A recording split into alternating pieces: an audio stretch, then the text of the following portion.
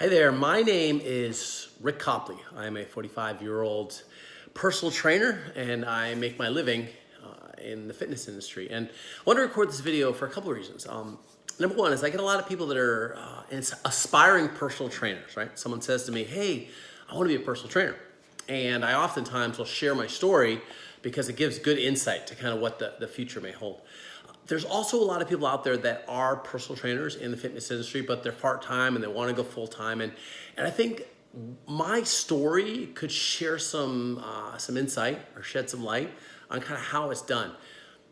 The life expectancy, so to speak, of a personal trainer, or most personal trainers in industry for under 5 years, right? Someone becomes a personal trainer, and then within 5 years, I don't know what the exact number is, but something like 70, 80% of those people are no longer, maybe even higher, and 5 years down the road are no longer personal trainers. When I took my personal trainer certification course in 2000, it's currently 2018, the end of 2018, there was only one person out of that class that actually became a personal trainer, and that was me. So I've been able to do that, and I want to share some stories along the way, and kind of how that works, and how I am able to kind of live my life the way I do now. I'm a gym owner. I have some freedom, and I'm also able to compete as an athlete, even though I'm getting older, 45 now. But anyway, so I want to share that with you, and that's kind of why I made this video. I want people to kind of I want to put into a piece of content, so to speak, or something that can be permanent, where I can just, as someone says, hey, I want to be a personal trainer, I can say, well, here's my experience, So that's kind of why I'm doing this. And so I want to kind of share my journey with you. And so, like I said, I'm 45 years old. I've been a personal trainer for 18 years now. So I guess I was in my mid-20s when I became a personal trainer. But the journey to get there was a little bit of a roundabout way, and I'll take you kind of way back. This may be upwards of 15 or 20 minutes. So if you're watching this video and you kind of got something to do, just kind of bookmark it and come back to it if you want, because this is not like a 3-minute thing. I'm going to really share a lot. So I was an athlete in high school. I was a distance runner. Did well, state champion, individual and team. Had great success in sports, loved sports. Towards the end of my schooling as a senior, they had, if you all remember this from high school, like a career day type thing. And one of the stations, or one of the places to go, and to talk to people about your career, was be a professional athlete. And that's where I went, because I thought somehow I was going to make my living as a distance runner. I was a good distance runner, but I wasn't a great distance runner. So that was actually never going to happen. I guess I kind of knew that, but I really had no other plan in mind. That was kind of my focus. So that's really where I came from, right? Being an athlete, always just addicted to sports, playing sports, being competitive. That was my nature, is who I was. So ran high school, cross-country track, got recruited to run at the University of Massachusetts. So that's what I did. Packed my bags, told my coach, I'm coming to college to run. That was what I told him, over the phone back in 1991, back before the internet. That's how old I am. So went to University of Massachusetts with no major, no plan, no like, hey, I'm going to do X, Y, and Z for my life. I had a passion for fitness, right? For working out and being competitive. I didn't even know I'd never been in a health club. Like, I'd never been in a health club, didn't know what a personal trainer was. I think maybe once, at a road race, I won a membership to a health club, and I went there once and ran on the treadmill, took my shirt off, and they're like, no, you can't do that. I'm like, I'm not coming back to this place. So went to college, spent the first year or so just kind of doing my thing, running, loving it, kind of enjoying the freedom and whatnot. Second year, I decided, okay, I saw this major sport management. It's like, oh, I can, sport, right? I would have been in sports. So I decided to become a sport management major with, again, no plan, just sport management. So went through those 4 years of college, did the running, learned to drink beer and party probably a little too much. And, it was what it was. Had some success, had some challenges. 4 years kind of went by like that. Middle of my senior year, I'm thinking to myself, there are two things I kind of had on my mind.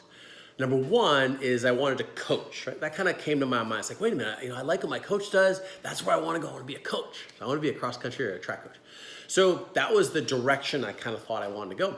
And I wanted to see the West. I don't know, this may or may not strike a chord with some people, but I wanted to kind of explore and kind of see. I lived in Massachusetts at the time. Love New England, explored all over New England, just wanted to see the big mountains of the West and wanted to go that way. So those two things kind of could come together because I saw that a lot of coaches started out as grad assistants. So they were a graduate student and they assisted. And that's kind of how they went into and at least that's what my coach did. He was a grad assistant and then went into being a coach. So I'm like, I'm going to do that. Started applying for schools, found a school to get into. University of Northern Colorado is actually the only school I get into. So went out west August of 1996, 1996. Went out west to pursue a degree, a master's degree in physical education with an emphasis in coaching and do some coaching. Became a coach. I did some coaching out there, kind of a little freedom, got my cuts and bruises, so to speak, and kind of living on my own. It's a challenge. Spent 3 years in Colorado. Had a lot of fun, a lot of success. Coached a national champion out there, coached several All-Americans. So did well with that, enjoyed coaching. But over the years, the 3 years I was there, I actually spent an additional year after I got my degree, making no money, building up a ton of debt. Had a master's degree, I wasn't doing anything with it. I was in a position, a grad assistant position. It wasn't going anywhere. So it wasn't going poorly, but it definitely wasn't going well. I didn't, it just didn't fit in there for whatever reason. It was what it was. I knew the coach was going to be there forever. I knew that wasn't where I wanted to be anymore. I missed my family, so on and so forth. After 3 years, I called it quits, headed back east. So I headed back east, back to Massachusetts, paint houses with my dad in the summertime and kind of regroup, see what I was going to do next. What I did is I started applying for jobs. So remember, this is pre-internet days. I mean, the internet existed, but it wasn't like, obviously it wasn't like it was today. This is 1998, right? So I started applying for some jobs. After a while, I made the determination that, you know what, I'm done with the job application thing. I am going to move back out west. In the interim, right after I made that decision, I got a job offer at a health club. I said, cool, I'll work at a health club. What's a health club, right? Went into a health club, started working as a trainer or fitness instructor, like a wellness coach, right? Someone showed people equipment, showed people how to stretch and all that other stuff, right? So that was my life. And I actually left home, moved into a little apartment, started doing the training or coaching or whatever it is, wellness, working in a health club. Discovered very quickly that wasn't my speed. What I mean by that is that I really was developing my own niche, like my own thought process. And I didn't want to be like a normal personal trainer. Like I didn't want to be like a normal personal trainer who walked people through the machines and whatnot. And actually I wasn't even a trainer yet, but I saw that there was different stuff out there. So I started really studying functional movement, studying training plans. I really started working on my own, kind of learning the craft of training other people. Became a certified trainer, started personal training people. Loved it, but again, I was a little bit different. I didn't like the full-time fitness coaching thing. I left that. So I was doing part-time personal training, helping my dad out part-time, kind of doing that thing. Family started, I got married, had a kid, and we ended up moving again. Moved up north with my master's degree and my bachelor's degree and no job. I was raising a kid. I ended up not liking that life because, again, I'm an explorer. I like to move, I like to do stuff, I like to commute. Decided I needed to get a job, so I did, got a job at the health club. Did that for a while. Again, developing my craft, learning to train people, developing programs, really started getting into working as a fitness coach, a fitness person. The money was terrible. I wasn't earning any money. I was really, making $8 an hour and maybe a little bit extra personal training. Wasn't a whole lot of upward mobility. I was working for the man, so to speak, right? After a couple of years of that, again, it just didn't kind of fit my fancy, so to speak. Left that job, spent the summer working, opened my own gym, right? And so, kind of take a step back here. Opening your own gym is great, right? It can be, and we'll learn more about how it can be better later on. But it was kind of my dream, and it had been my dream. So, I want to be my own thing. I tried when I worked in different gyms. I tried to get jobs as a fitness director, or the director, or even the head of the gym, the owner, or whatever. I tried those things because I had my philosophy, which I had developed. Again, I was very open-minded about health and fitness. I really had my own thing, my own thought process. I wanted to get that into people, and I wanted to help people, and working for other people that were really more about the money and more about what the gym, and without getting into my philosophy on actual training stuff, the gym mindset and the way the health club industry is now, it was just too much of that. So I always wanted to do my own thing, did my own thing, loved it. Here's kind of what happened in that period that I did that. Became a gym owner, had my own little place, did functional fitness, some classes. It was fun. It was great. I was poor at certain things. I'm going to talk about this in a minute. I wasn't great at marketing, right? Wasn't great at marketing, wasn't great at managing in terms of finances and all that stuff. It was a hobby, right? Wasn't making any money. It was a hobby. But at the time, had a wife who made income. It was great. So we did it for a while. Things kind of fell apart in several different ways, which some of it had to do with my business, some of which had to do with my wife, which actually is now my ex-wife, the kids. There was different things going on. After having the gym for a couple of years and the last 6 months to a year, really not making any money and actually kind of in the hole a little bit, wasn't kind of what I wanted from life, right? Because, you know, if you want to be in fitness or anything, you need to love it, obviously, but it needs to pay you, right? You need to earn income doing it. And that wasn't happening. So, long story short, again, we packed up and moved. Just kind of left everything. We got, I sold all my equipment. We moved to Florida, where I am now. This is in 2005. Came to Florida. At the time, fitness just didn't seem to be working financially for me. Financially, I loved it, but financially wasn't working. Decided, hey, I was good at painting houses. I'm gonna paint houses, right? So did that for a while down here in Florida. And if anybody is old enough to remember what happened in 2007, 6, 7, 8, the economy just literally just exploded in a million pieces. Ended up $50,000 in debt, lost a couple houses, and things went bad. Life-wise, right? Because of that other business that I decided to do. I got out of fitness like a moron. So what did I do? So 2007, I just went to a health club, local health club here in Tavares, Florida, applied for a job. Started working again, back into fitness. Again, kind of did my thing, enjoyed it, loved it. Got up to position of wellness director. So now I was running the wellness department.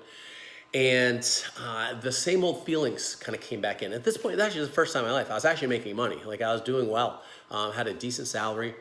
My wife was a nurse, great salary. So between us, we were doing well. We had gotten through the financial messes of life that were going on after losing our house and all that stuff. But here's what was going on. And you know, and again, the idea of this is kind of get a story of a person that's lived this life of fitness. It's up and down, man. It is up and down. And I got to a point where I had great job, wellness director, decent income. It was solid, right? But I was miserable. Because again, you want to be a personal trainer, and you want to be a good personal trainer, and you want to be in the fitness industry, you have to have your own personality. You have to be strong, and you have to have a way. I don't say everybody has to be different, because you don't, but you have to be able to inspire people, right? You have to be able to be you and inspire others to be them, right? To be who they are and to improve. I just was so held back in that job. It was all about meetings and all about doing things their way and hours and blah, blah. Hated it. One day I walked out. Just walked out. And that was the first time I'd done that, right? So I'd done that before, and I walked out, I had nothing. I was jobless. And again, I had that fallback from a financial standpoint. My wife was a nurse, decent job. She encouraged me to leave because the hours were terrible anyway. So I decided I walked out. So what did I do? So here's what I started. And this is the business I have today is now an offshoot, or, you know, kind of what this has evolved into. I just started teaching a class, 6 a.m., Tuesday, Thursday mornings, a boot camp. Right? I had a few people from the other gym, brought them over. We started teaching boot camp at a church, started rolling with that. It was awesome, right? And this is kind of, again, living the dream life. In a way, because things would get bad pretty quick. So I'm living this life. I'm training people, enjoying it, having a great time, right? And a few months down the road, program built up a little bit. So we had now an evening class, a morning class, and I think we had a noon class too. So, or maybe just the morning and night at that time. 8 classes a week, whatever it was, 6 or 8 classes a week. Boot camp. People paying it every month, whatever. So a few months later, life, sometimes you're the windshield, sometimes you're the bug.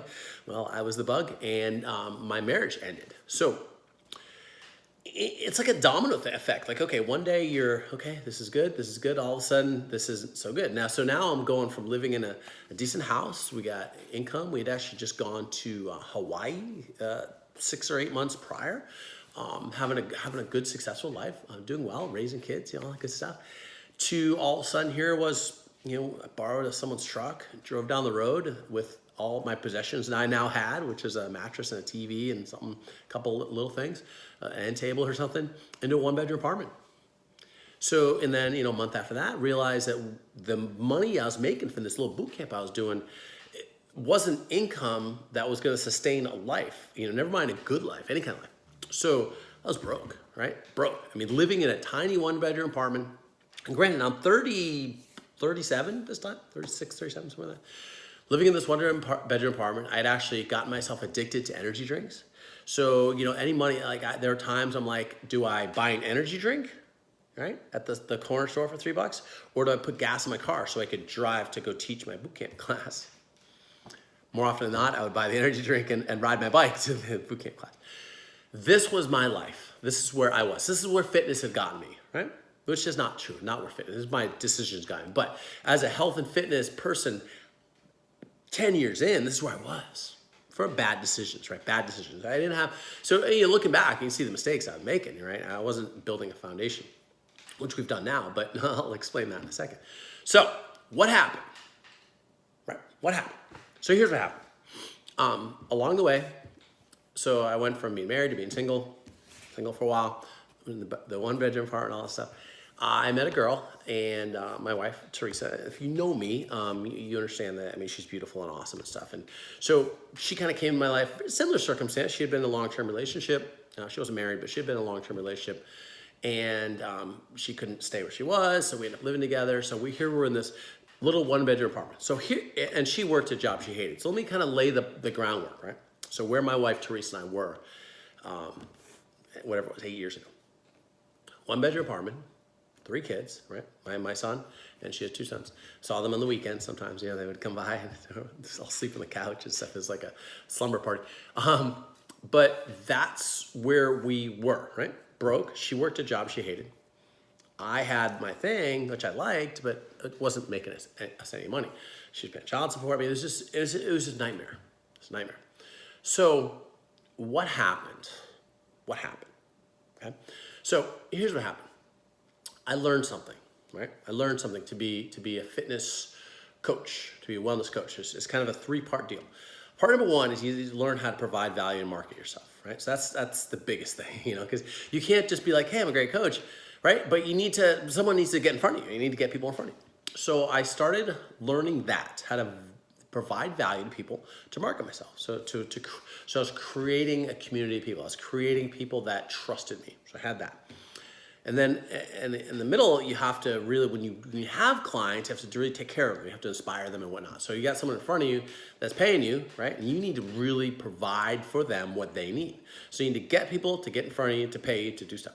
But then the third part is, which I never figured out until soon after this point, is you need to figure out a way to financially tie those people to you longer term than simply eye to eye, right?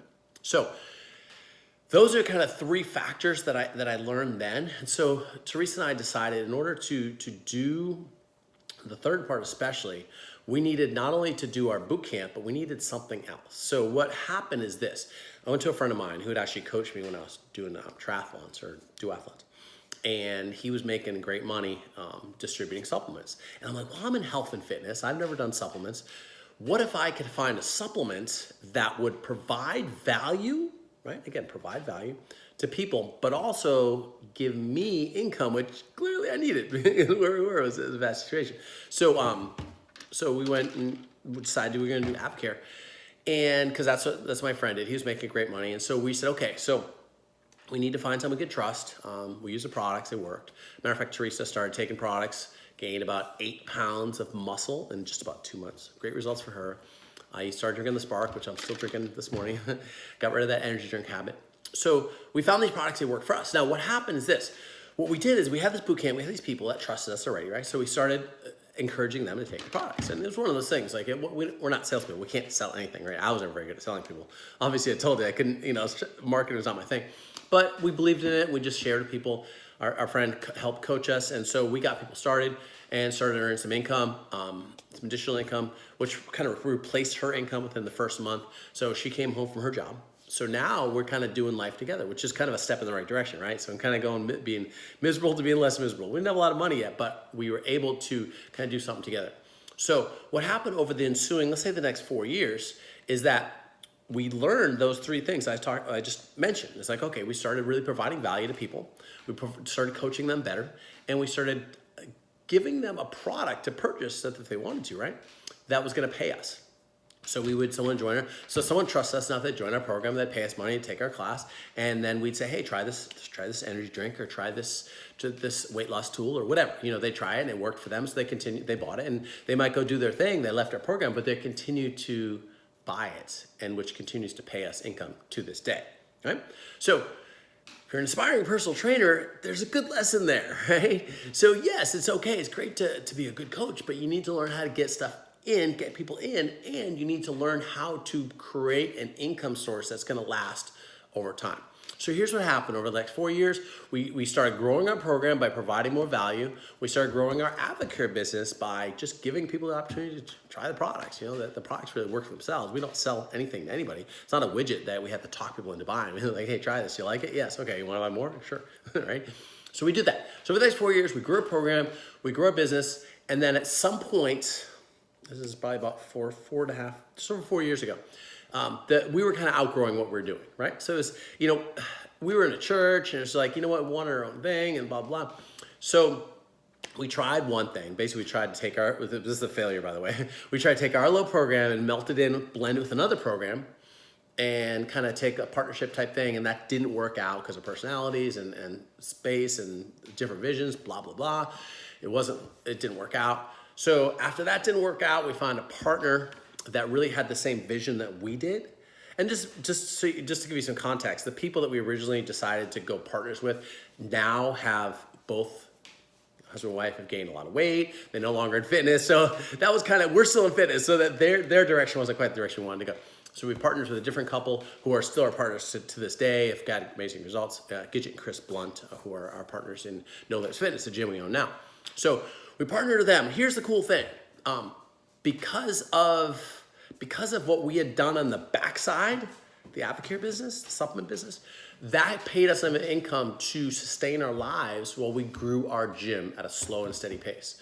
So we didn't have to take an income from our gym. So even to this day, we take an income from our gym. It's very small. We earn most of our income from our AdvoCare business. So that was kind of the vision then. Hey, we're going to start a gym. So we opened up this gym, slowly have grown it. Same thing. We provide value to people, to the general public. We talk to people. We invite them, come and check out our gym. They come and see our gym. And people at our gym, we provide amazing training, amazing coaching. We do our best to help them reach their goals and get results, all that great stuff. But then we also have a way, our AdvoCare business, we have a way to provide them with another tool to help them get results, right? And to help them to move forward in their lives the way they want to move forward in their lives. What that means is that some people have even decided like, hey, we want to earn income too, like you guys are. So some people do that. And some people go and just take the product and great results. And some people don't, and that's fine too.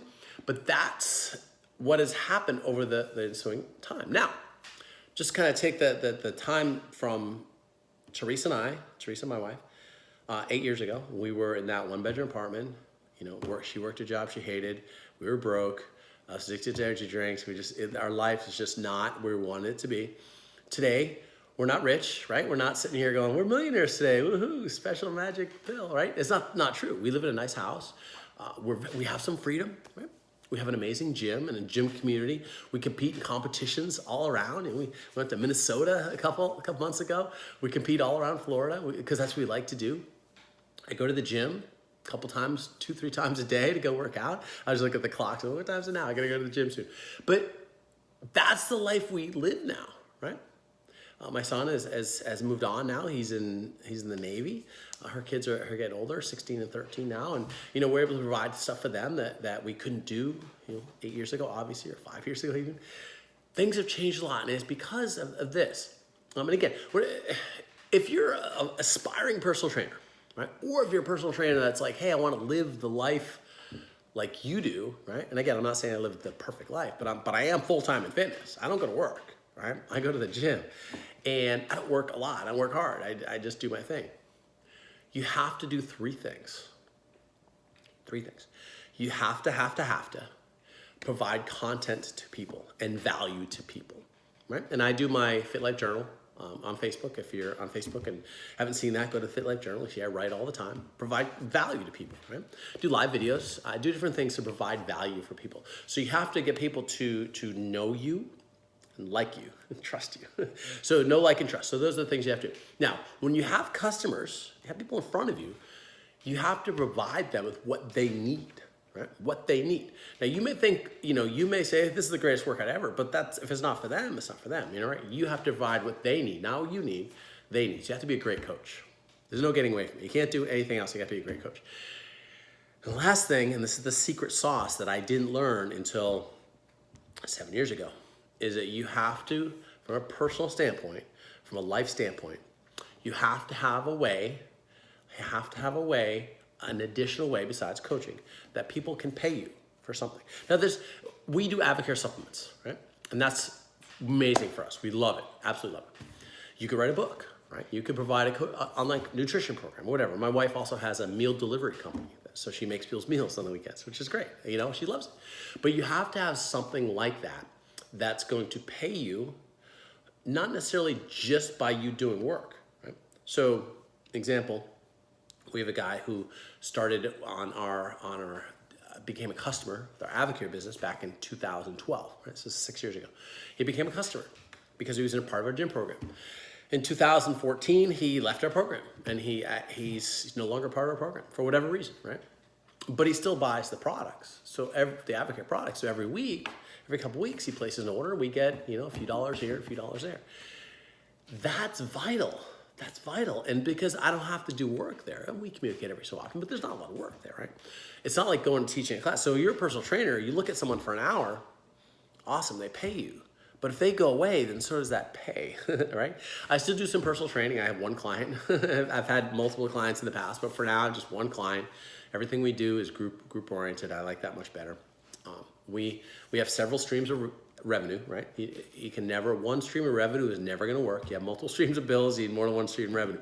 We have multiple streams of revenue. Teresa has her thing. I have my personal training, get the salary from the gym. Biggest of all our revenues is our AdvoCare business, because we built that up over time. So I don't know if that helped or not. I hope it did, right? Hope it did. I just talked for close to 30 minutes about my journey. My journey's been 18 years long, right? You may have a journey that's just starting, or you're thinking about starting, or maybe it's 18 years long and you're still struggling to make ends meet or to get things done. That's the key. The key to my success is or the key to my continuing success is I've always had that vision for helping others, and that's very vital, but I didn't know exactly how to do it. Once I became coachable and I learned that I need to provide value, be a great coach, and I need to have a third or an additional way to make income, everything changed for me and led to the life that we lead now. So hope that gave you some value. If you're a trainer, a coach, or even if you're not, and you would like to kind of know how or learn how we make additional income with our AdvoCare business, and you'd like to make additional $300, $400, $500 a month just by working a couple hours a month, doing a simple system, following a simple system, being coachable, just reach out to me and I'll gladly kind of show you how we do it. Or if you just want to try the products, that's awesome too, because the Spark is awesome. But it's something that's very simple. It's something that we're very glad that we did, because it helps the world, because it helps us, helps other people, and it creates a better life for all of us. It creates a better world for all of us, if that makes sense. So again, hope you get value. Reach out to me if you have any questions, if you want to become part of our gym or part of our AdvoCare team, or just take some products, that would be awesome. And any kind of questions you have, if you have specific questions, reach out to me. You can always email me, rick@nolimitsfitnesstovaries.com, or reach out to me at Facebook, and make sure to follow our Facebook pages, The Fit Life Journal and No Limits Fitness. All right, thanks a lot for watching. Have a fantastic day, and best of luck to you.